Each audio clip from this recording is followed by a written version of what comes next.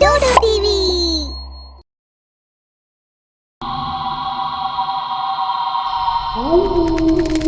இரவு கரெக்டா 1 மணி ஆகுது. அந்த கிராமத்தோட சுடுகாட்டுல கொஞ்சம் பேர் நின்றுட்டு இருந்தாங்க. சுடுகாட்டுக்கு பொண்ணுங்க போறதுக்கு தடை விதிக்கப்பட்டிருக்கு. ஆனாலும் அந்த சுடுகாட்டுல ஒரு சில பொண்ணுங்க நின்றுட்டு இருந்தாங்க. அநேகமா யாரோ ஒருத்தங்க இறந்து போயிருந்தாங்க. ஆனா யார் இறந்து போனாங்கன்னு தான் தெரியல. அங்க ஒருத்தங்க இறந்து போயிட்டாங்க அப்படின்னு தெரிஞ்சா கூட அங்க இருக்கிற யாரோட கண்ணிலையும் ஒரு சொட்டு கண்ணீர் கூட வரல. அங்க இருக்கிற எல்லாரும் அங்க அடுக்கி வைக்கப்பட்டிருக்க மரத்து மேல ஒரு சில மரத்துண்டுகளை ஒவ்வொருத்தரா போட்டாங்க. அந்த மரத்துண்டுகளெல்லாம் போட்டதுக்கு அப்புறம் எல்லாரும் பின்னாடி போயிட்டாங்க. அதுக்கப்புறம் ஒரு ஆள் முன்னாடி வந்தாரு. அவரோட நடை உடைகளெல்லாம் பார்க்கும்போது அவர் ஒரு மந்திரவாதி மாதிரி இருந்தாரு. அந்த மந்திரவாதி அங்க அடுக்கி வைக்கப்பட்ட கட்டைகள் பக்கத்துல வந்துட்டு ஏதோ மந்திரம் சொன்னாரு. அப்புறம் அந்த மந்திரவாதி தான் தலையை பின்னாடி திருப்பி யாரோ ஒருத்தரை வர சொன்னாரு. பின்னாடி நின்றுட்டு இருக்கவங்கள ஒரே ஒருத்தர் மட்டும் அந்த மந்திரவாதி கிட்ட வந்தாரு.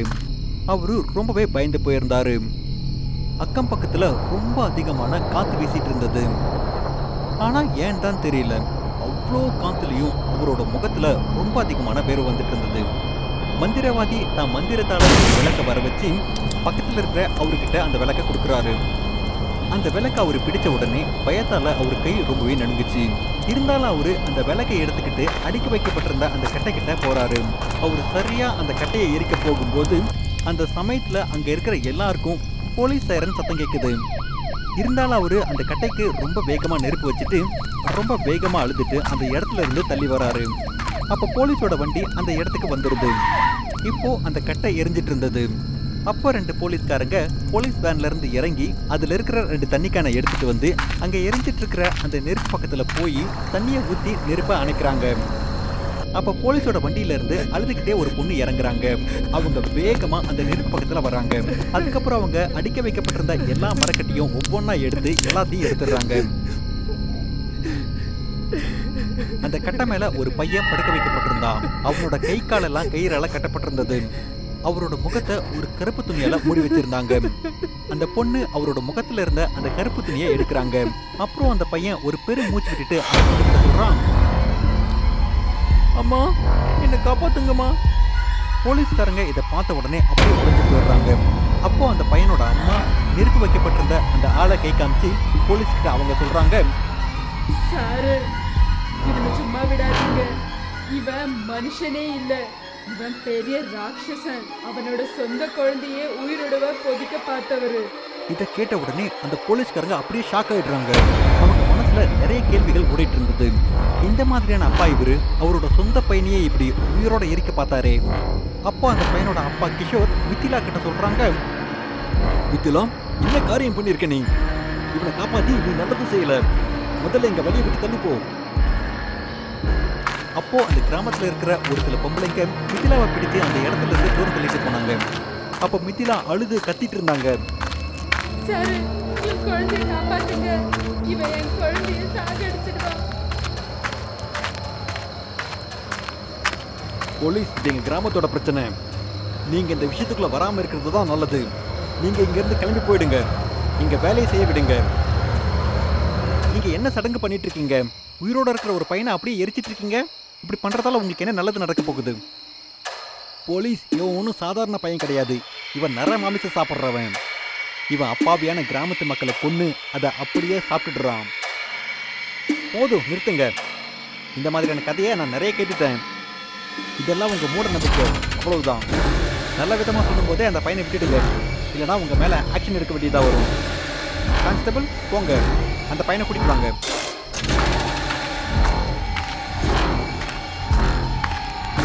அப்போ அந்த கிராமத்தாளுகளை ஒருத்தரான ஈரா இப்படி சொல்றாரு, போலீஸ் நீங்க இவனை காப்பாத்திட்டீங்க, ஆனா நாங்க இவனை கிராமத்தில் இருக்க விட மாட்டோம். இவன் இப்பயே கிராமத்தை விட்டு வெளியே போகணும். சரி, ஒருவேளை நீங்க எல்லாம் இதே மாதிரி நினைச்சீங்கன்னா என்னோட குழந்தைய இங்க இருந்து நானே கூப்பிட்டுட்டு போயிடுறேன். இந்த கண்டிஷனை ஏற்றுக்கிட்டு கிராமத்தாளுங்க ரகுவை அப்படியே போக விட்டுடுறாங்க. மிதுலா அவங்க பையனை கூட்டிட்டு போய் கிராமத்துக்கு வெளியில இருக்கிற ஒரு காட்டுல குடிசை போட்டு தங்க வைக்கிறாங்க. அதுக்கப்புறம் ஒரு நாள் ஹீரா தன் தோட்டத்தில் இருக்கிற எல்லா வேலையும் முடிச்சுட்டு வீட்டுக்கு திரும்ப போயிட்டு இருந்தாரு. தினமும் அவரு ரொம்ப சீக்கிரமாவே வீட்டுக்கு போயிடுவாரு. ஆனா இன்னைக்கு அவர் வீட்டுக்கு போறதுக்கு ரொம்ப நேரம் ஆயிடுது. அதனால அவரு ரொம்ப பயத்தோட இருக்காரு. அவர் கையால டார்ச் அடிச்சுக்கிட்டு அவர் பயத்தை கட்டுப்படுத்திக்கிட்டு அப்படியே நடந்து போறாரு. அந்த வழி ரொம்ப அமைதியாகவும் இருட்டாகவும் இருந்தது. அக்கம் பக்கத்துல செடி கொடிகளோட புதர்களா மண்டி கிடக்குது. அந்த புதர்ல இருந்து ஏதோ சத்தம் கேட்குது. அந்த சத்தத்தை கேட்டு ஈரா அப்படியே பயந்து போய் அங்கேயே நிக்கிறாரு. உடனே அவரு டார்ச் அடிச்சு அங்க என்ன இருக்குன்னு பாக்குறாரு. ஆனா அங்க எதுவுமே இல்லை. உடனே அவரு வீட்டுக்கு போயிட்டு இருக்காரு. அவர் நடந்து போற அந்த கால் சத்தம் மட்டும் இல்லாம வேற ஒருத்தவங்களோட கால் சத்தமும் அவருக்கு கேட்டுட்டு இருந்தது. யாரோ ஈராவை பின்தொடர்ந்து வர மாதிரி இருந்தது. ஈராவுக்கு பின்னாடி திரும்பி அது யாருன்னு பார்க்கணும்னு தோணுச்சு. ஆனா அவரு எவ்வளோ பயந்து போயிருந்தாருன்னா பின்னாடி வர்றது யாருன்னு பார்க்குற அளவு தைரியம் இல்லை. ஆனா அவரு முன்னாடி பார்த்துக்கிட்டே நடந்து போயிட்டு இருந்தாரு. அப்போ திடீர்னு யாரோ ஒருத்தங்க அவங்க ஈராவை தாக்கிடுறாங்க. ஈராவோட முதுகுல ரத்தம் அப்படியே வலிஞ்சிட்டு இருந்தது. அப்போ கூட அவரு பின்னாடி திரும்பி பார்க்கவே இல்லை. அவரால் எவ்வளோ முடியுமோ அவ்வளோ வேகமாக ஓட ஆரம்பிச்சாரு.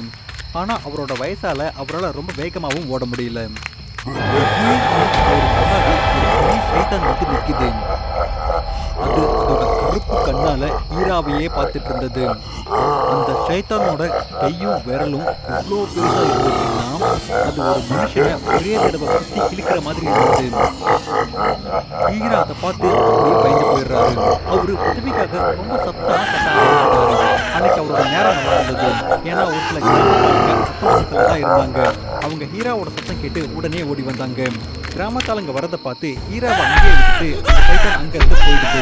ஹீரா மயங்கி அதே இடத்துல கீழே விழுந்துடுறாரு. ஹீராவை பக்கத்துல இருக்கிற ஒரு ஹாஸ்பிட்டலுக்கு கூட்டிட்டு வராங்க. கொஞ்ச நேரத்துல அவரு கண் விழிச்சிடுறாரு.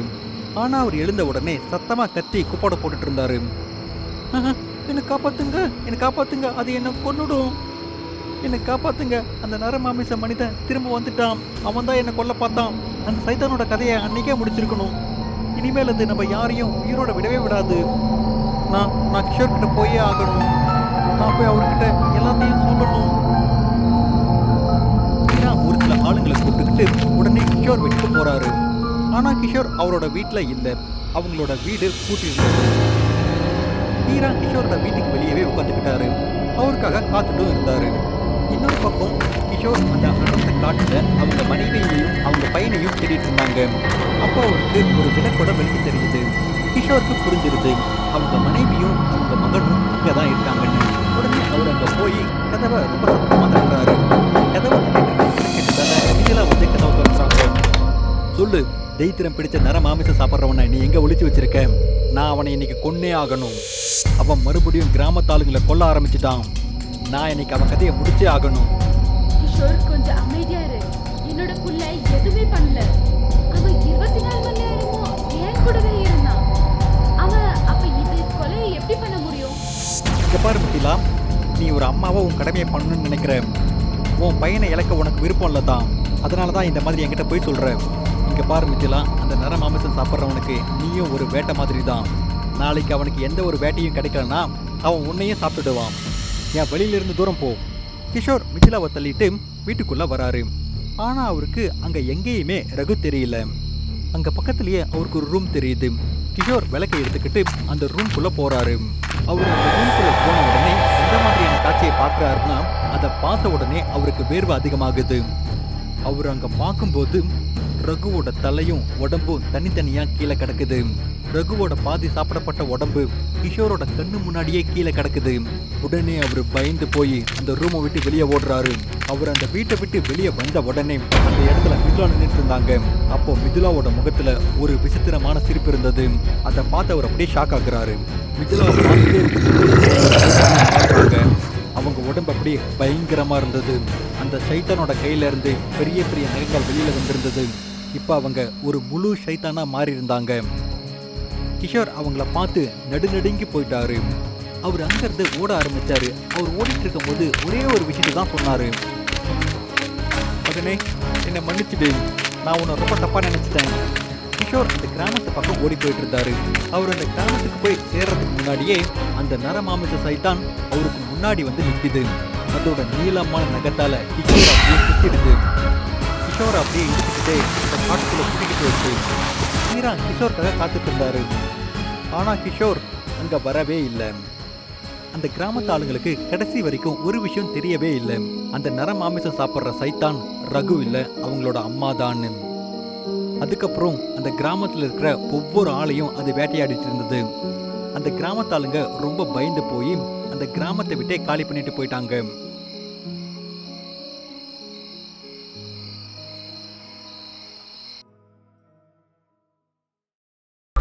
ஏறத்தாழ 2000 பேர் இருக்கிற லால்கஞ்ச் அப்படிங்கிற ஒரு கிராமம் ஒரு அடர்ந்த காட்டுக்கு மத்தியில இருந்தது. லால்கஞ்சில் இந்த மாதிரியான ஒரு பதட்டமான சூழ்நிலை இதுக்கு முன்னாடி வந்தது கிடையாது. இன்னைக்கு கண்டிப்பா புதுசா ஏதோ நடந்திருக்கு. ஆனா என்ன?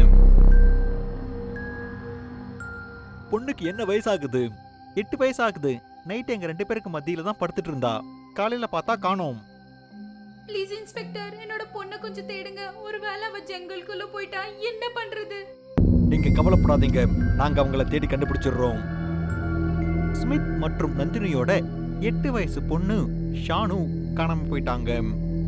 வீடு முழுவதும் தேடியும் கிடைக்கல. ஒரு 8 வயசு பொண்ணு நடு ராத்திரியில எழுந்து எங்க போக முடியும்? எல்லாரும் அதை தான் யோசிச்சுட்டு இருந்தாங்க. நந்தினியோட நிலைமை அழுது ரொம்ப மோசமா இருந்தது. சுமித்தோட ஃப்ரெண்ட் சாந்தனும் அவங்க ஒய்ஃப் உஷா அவங்க 10 வயசு பொண்ணான ராஷியோட சேர்ந்து சுமித்தோட வீட்டுக்கு இந்த மோசமான சூழ்நிலையில அவங்களுக்கு உதவி பண்றதுக்காக வந்திருந்தாங்க. நந்தினி, கவலைப்படாதீங்க, ஷானு சீக்கிரம் கிடைச்சிடுவா. அப்பா, ஷானு எங்க போயிட்டா? எங்கேயும் போகல மகளே, சாயந்தரத்துக்குள்ள அவங்க வீட்டுக்கு வந்துருவாங்க. எனக்கு ரொம்ப பயமா இருக்கு சாந்தனு. நீ பயப்படாத ஸ்மித், போலீஸ் அவங்கள சீக்கிரமா கண்டுபிடிச்சிடுவாங்க.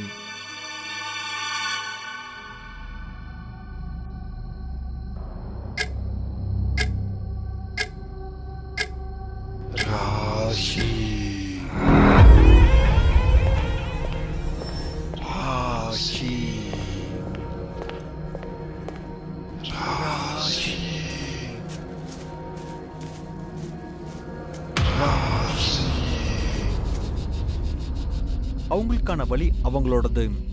இந்த மனுஷங்க ரொம்ப மோசமான மிருகங்க. அவங்களுக்குன்னு ஒரு பிரச்சனை வர வரைக்கும் அவங்களுக்கு அதை பத்தி தெரியாது. சுமித்தும் நந்தினியும் கஷ்டப்பட்டு இருந்த மாதிரி இன்னைக்கு சாந்தனுவும் உஷாவும் அதே அளவு துக்கத்தோடையும் வருத்தத்தோடையும் இருக்காங்க. ஆனா என்ன நடந்துச்சு? ராஷிய அப்படி கூப்பிட்டது யாரு? அவ எங்க போனாம்? ஒருவேளை அவ எப்பவும் திரும்ப வரவே மாட்டாளா? இந்த விஷயம் எல்லாரும் நினைக்கிறத விட ரொம்ப மாறுபட்டு இருந்தது. இப்ப எனக்கு ராஷியோட ஒரு போட்டோ கொடுங்க, ஐடென்டிஃபிகேஷனுக்காக. என் பொண்ணு இல்லாத நான் எப்படி வாழ்றது? டென்ஷன் ஆகாத, நம்ம பொண்ணு நமக்கு கிடைச்சிருவா. முதல்ல ஷானு, அப்புறம் ராஷி. என்ன நடந்துட்டு இருக்கு? ஒண்ணுமே புரியலையே. 2 பசங்களும் ரகசியமாவே காணாம போயிட்டாங்க. இதுக்கு ஏதாவது ஒரு தீர்வு இருக்குமா? இந்த லால்கஞ்ச் போர்ல குழந்தைங்க காணாம போறாங்க அப்படிங்கிற செய்தி பரவறதுக்கு முன்னாடியே சின்ன சின்ன குழந்தைங்க நிறைய பேர் ஒவ்வொருத்தரா காணாம போயிட்டாங்க. போலீஸ்க்கு இதை பத்தி எந்த ஒரு துப்பும் கிடைக்கல. போலீஸ் டீம் ராத்திரி பகலா முழு ஊர்லயும் காட்டுலயும் தேடிட்டு இருந்தாங்க. ஆனா யார பத்தியும் எந்த ஒரு துப்புமே கிடைக்கல. இந்த சிட்டில என்னதான் நடந்துட்டு இருக்கு? எந்த ஒரு தடையுமே இல்லாம ஒருத்தருக்கு பின்னாடி ஒருத்தர் நிறைய பசங்க காணாம போயிட்டு இருக்காங்க. காலையில இருந்து நைட்டு வரைக்கும் அழுது உஷாவோட நிலைமை ரொம்ப மோசமா போயிட்டு இருக்கு. போலீஸால கூட எதுவுமே கண்டுபிடிக்க முடியல. போலீஸோட சேர்ந்து நாமளும் அவங்களை கண்டுபிடிக்க முயற்சி பண்ணணும். ஒருவேளை அவங்க இந்த காட்டுல போய் மாட்டிருந்தாங்கன்னா அங்கிருந்து வெளியே வர்றது அவங்களுக்கு ரொம்பவே கஷ்டமா இருக்கும். நம்மளே போய் காட்டுல தேடலாம். இல்லைன்னா யோசிச்சு நமக்கு பைத்தியமே பிடிச்சிரும். போலாமே. நான் கூட வரேன். ஜங்கல் ரொம்ப பெருசு. நம்ம எல்லாமே சேர்ந்து பண்ணாதான் இது நடக்கும். 4 பேரும் டார்ச் எடுத்துக்கிட்டு அந்த இருட்டான காட்டுக்குள்ள போறாங்க. அதிகமான இடத்தை கவர் பண்ணணுங்கிறதுக்காக ஸ்மித்தும் நந்தினியும் ஒரு பக்கமும் சாந்தனவும் உஷாவும் இன்னொரு பக்கம் போனாங்க. போலீஸோட சர்ச்சிங் டீமும் காட்டோட இன்னொரு பக்கம் காணாம போன குழந்தைகளை தேடிட்டு இருந்தாங்க. ஷானு பாப்பா, ராஷி பாப்பா, ராஷி. அந்த இருட்டான நைட்டு பார்க்கறதுக்கு ரொம்ப பயங்கரமா இருந்தது. ரொம்ப அடர்ந்த ஒரு காடு, அப்புறம் ரொம்ப அமைதியான ஒரு இடம். அப்பா அப்பா நந்தினி, அது உனக்கு கேட்டுச்சா? இது ஷானு வாய்ஸ் மாதிரி இருக்கு.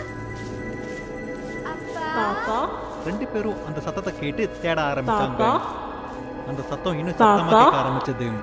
பாப்பா அம்மா ஷானு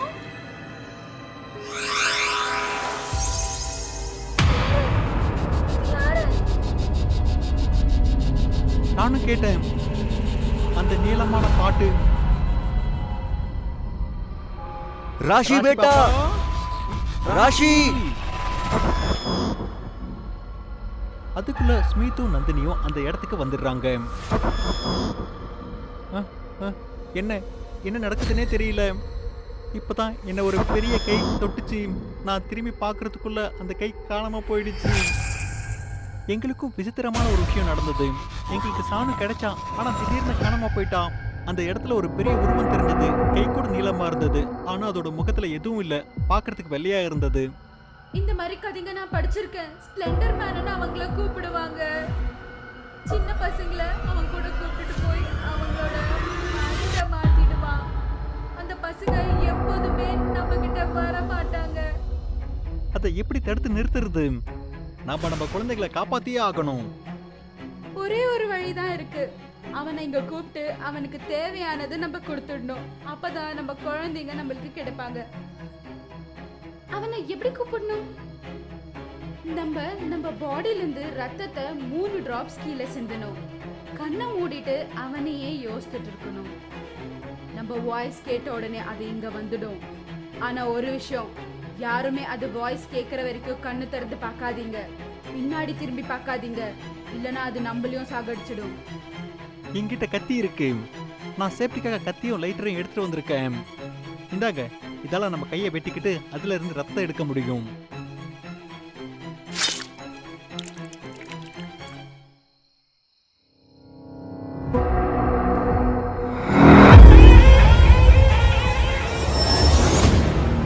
ஸ்லெண்டர்மேன், நான் தான் ஸ்லெண்டர்மேன்.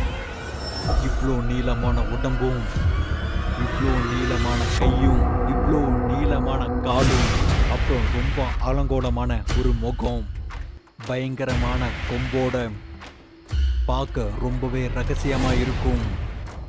இப்போ சுமித்தோட நிலைமை என்ன ஆகுமோ? அவன் பின்னாடி திரும்பி அதை பார்த்துட்டான்.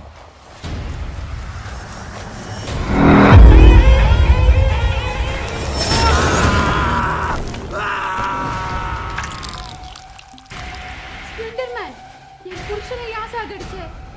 என் குழந்தை எங்க வச்சிருக்க? என் குழந்தை எனக்கு கொடுத்துடு. உனக்கு என்ன வேணாலும் கொடுக்க நாங்க ரெடியா இருக்கோம்.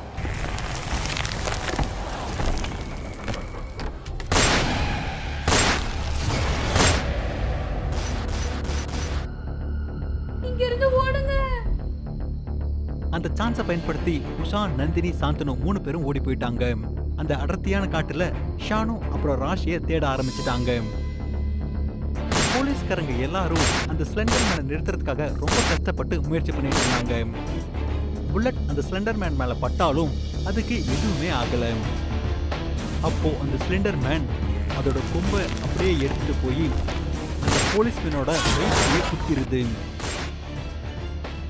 அவரு அங்கேயே தரையில விழுந்து இறந்து போயிடுறாரு.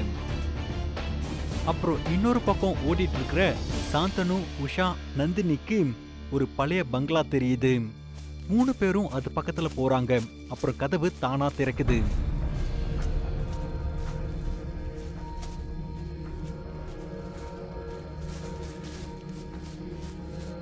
நீ நல்லா இருக்கல தங்கம்? ஆமா, ஆனா இங்க ரொம்ப பயமா இருக்கும். ஸ்ப்ளெண்டர்மேன் ரொம்ப டேஞ்சரஸ் அம்மா. எப்பவுமே அவங்க பொண்ணோட போட்டோவை பார்த்து அழுதுட்டு இருப்பாரு. அதுக்கப்புறம் சிரிச்சு எங்களை பயப்படுத்துவாரு.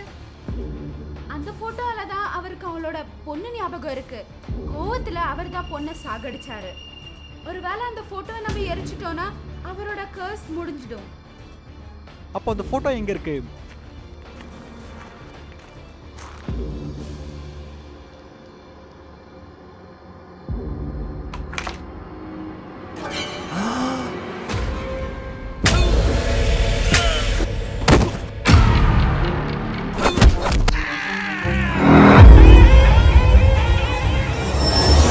சும்மா விட போறதில்ல. நீ கூட வந்த 3 பேரையும் நீ கொன்னுட்ட.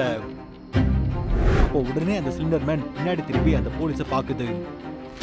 அப்ப நந்தினி ஓடி அந்த லைட்டர் எடுக்க போறாங்க.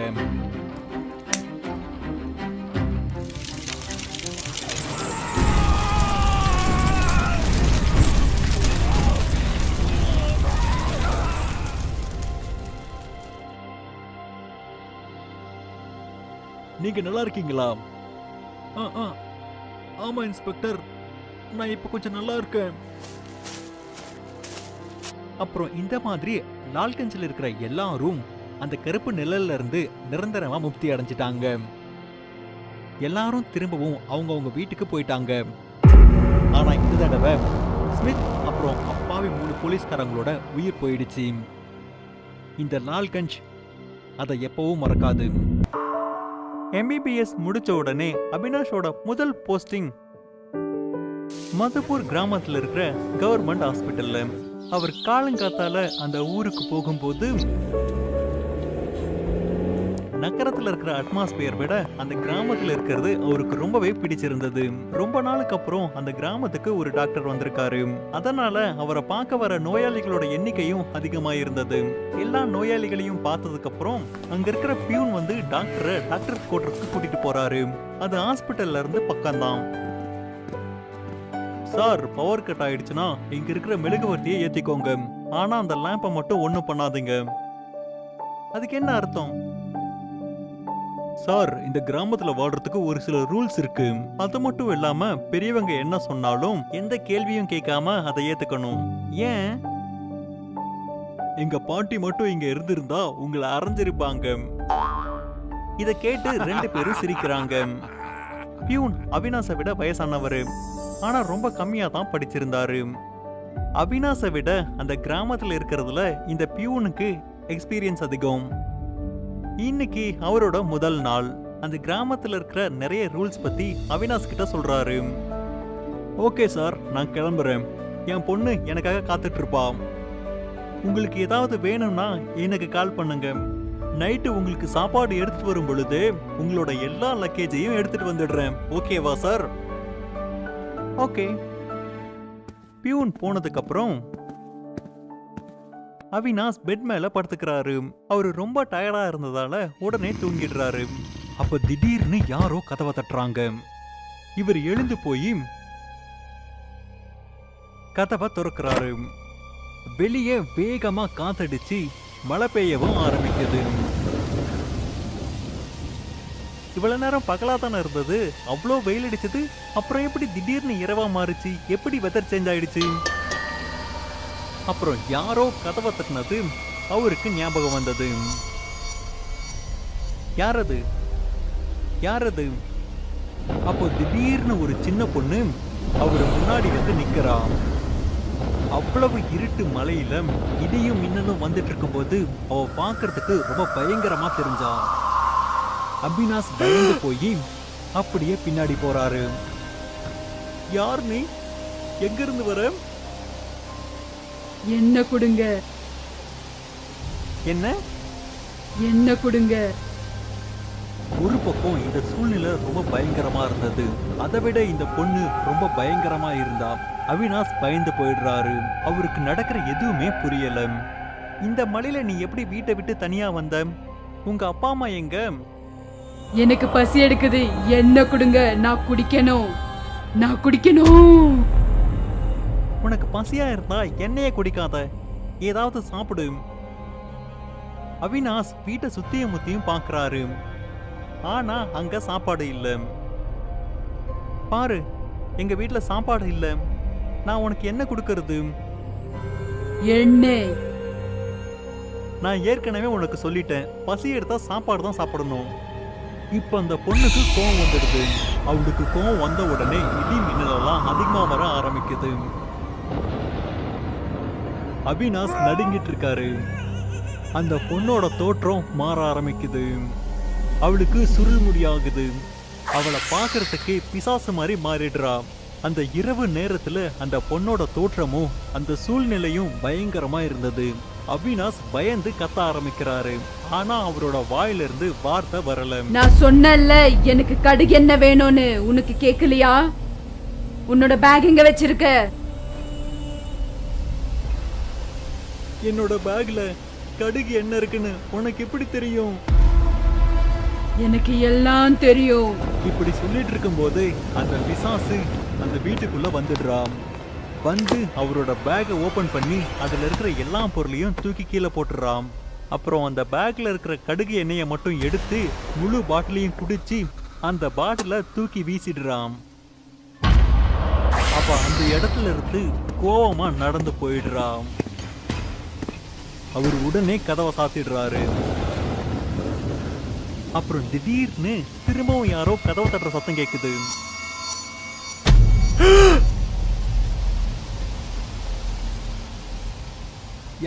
யாருங்க?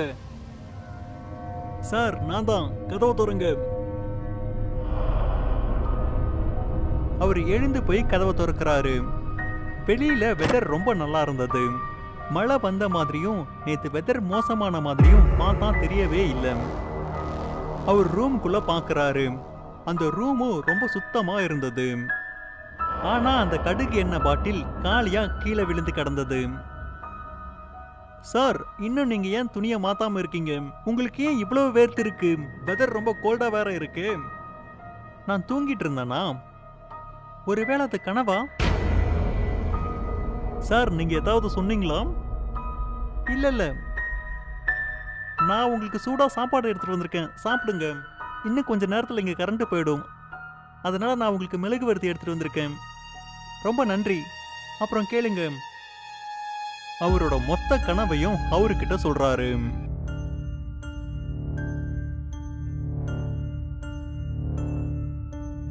சார், நீங்க ஏன் கடுகு எண்ணெய் எடுத்துட்டு வந்தீங்க? எனக்கு வீட்டுல செஞ்ச கடுகு எண்ணெய் பிடிக்கும், அதனால எங்க அம்மா எனக்கு கொடுத்து விட்டாங்க. சார், 10 வருஷத்துக்கு முன்னாடி இந்த கிராமத்துல நடந்த ஒரு விஷயத்த நான் உங்ககிட்ட சொல்றேன். அப்புறம் அவரு கதைய சொல்ல ஆரம்பிக்கிறாரு. அம்மா, எனக்கு ரொம்ப பசிக்குது, சீக்கிரம் சாப்பாடு கொடுங்க. அம்மா, எனக்கு சீக்கிரம் பசிக்குது, சாப்பாடு கொடுங்க. 4 வயசு ரூபா அவ இனிமையான குரல்ல சொன்னதையே திரும்ப திரும்ப சொல்லிட்டு இருந்தான். ஐயோ, உன்கிட்ட எனக்கு பைத்தியம் பிடிக்குது. சொன்னதே சொல்லிட்டு இருக்க. சாப்பாடு செஞ்சிட்டு இருக்கல, ஆன உடனே குடுக்கறேன், சரியா? அம்மா, ரொம்ப பசிக்குதுமா, சீக்கிரம் பூவா கொடுமா. சும்மா இருக்க போறியா இல்ல அடி வாங்க போறியா? அம்மா, எனக்கு பசி எடுக்குது, சீக்கிரம் சீக்கிரம் பூவா கொடுமா. சமையல் கட்டுல இருந்து வர வெப்பத்தாலையும் ரூபா தொடர்ந்து பேசிட்டு இருக்கிறதாலையும் அவங்க அம்மா கோவத்துல சொல்றாங்க, அவ்வளோ பசி எடுத்துட்டு இருந்ததுன்னா இந்த எண்ணெயை எடுத்து குடிச்சுடு. பசியில இருக்கிற அந்த பொண்ணு அவங்க அம்மா கோவத்துல சொன்னதை உண்மைன்னு நினைச்சு ஸ்டவ் பக்கத்துல இருக்கிற அந்த எண்ணெய் பாட்டிலை எடுத்து குடிச்சிடுறான். அப்புறம் அந்த பொண்ணு இறந்து போயிடுறான். அப்பல இருந்து இப்ப வரைக்கும் இந்த கிராமத்துல யாரும் எண்ணெயை உபயோகப்படுத்துறது இல்ல, அதுலயும் கடுகு எண்ணெய. பயப்படாதீங்க, அந்த பொண்ணு யாரையும் காயப்படுத்த மாட்டான். உங்க வீட்டுல எண்ணெய் இருந்தா அவ வந்து குடிச்சிட்டு போயிடுவான். அதனால எப்பவுமே உங்ககிட்ட எண்ணெயை வச்சுக்காதீங்க. பியூன் சொன்னதை கேட்டு அவினாஷ் அந்த பொண்ணை பாவன் நினைக்கிறாரு. அவளை முக்தி அடைய வைக்கணும்னு நினைக்கிறாரு. அதுக்காக அவர் ஒரு சாமியாரை தேடி போறாரு. அப்போ அந்த சாமியார் சொல்றாரு, யாராவது ஒருத்தங்க நிறைவேறாத ஆசையால செத்து போயிட்டாங்கன்னா அவங்களோட ஆன்மா முக்தி அடையறதுக்கு அவங்களோட ஆசையை நிறைவேற்றணும். அவரு அந்த கிராமத்துல இருக்கிற அந்த பொண்ணோட வீட்டுக்கு போறாரு. ஆனா அந்த வீட்டுல இப்ப யாரும் இல்ல. அந்த வீட்டு பக்கத்துல இருக்கிறவங்கள அவர் விசாரிக்கிறாரு. அவங்க வேற ஊருக்கு குடி போயிட்டதா அவங்க சொல்றாங்க. அவினாஷ் அவங்கள தேடி போய் அவங்கள திரும்பவும் அந்த கிராமத்துக்கு கூட்டிட்டு வராரு. அவங்கள அந்த வீட்டுல தங்க சொல்லி பக்கத்து ஊர்ல இருந்து நிறைய எண்ணெயை வாங்கிட்டு வந்து அந்த வீட்டுல வைக்கிறாரு. கொஞ்ச நேரத்திலேயே அந்த பொண்ணு ஒரு பயங்கரமான சூறாவளியோட அந்த இடத்துக்கு வந்துடுறான். நான் குடிக்கிறதுக்கு என்ன குடிங்க. ஐயோ குழந்தையே, அம்மா நீங்களா? எனக்கு எண்ணெய் கொடுங்க, நான் குடிக்கணும், எனக்கு பசி எடுக்குது. அன்னைக்கு என்னால உனக்கு சாப்பாடு போட முடியல, அதனால நீ என்ன குடிச்சிட்ட. என்ன மன்னிச்சிடுமா. வாமா, என் மடியில வந்து உக்காரு, நான் உனக்கு என் கையார ஊட்டி விடுறேன். அவங்க சொல்றத கேட்டு அந்த பொண்ணும் அழ ஆரம்பிச்சிடுறாம். அவங்க அம்மா அவளுக்காக சாப்பாடு செஞ்சு அவளை தொடையில உட்கார வச்சு சாப்பாடு ஊட்டுறாங்க. அவ அந்த சாப்பாடை சாப்பிட்ட உடனே அவ முக்தி அடைஞ்சிடுறான். அந்த பொண்ணோட அப்பா அம்மாவும் அந்த ஊர்க்காரங்களும் அவினாஷ்க்கு நன்றி சொல்றாங்க. அன்னையில இருந்து அந்த ஊர்க்காரங்களும் அவங்களோட சாப்பாட்டுல எண்ணெயை சேர்த்துக்க ஆரம்பிக்கிறாங்க.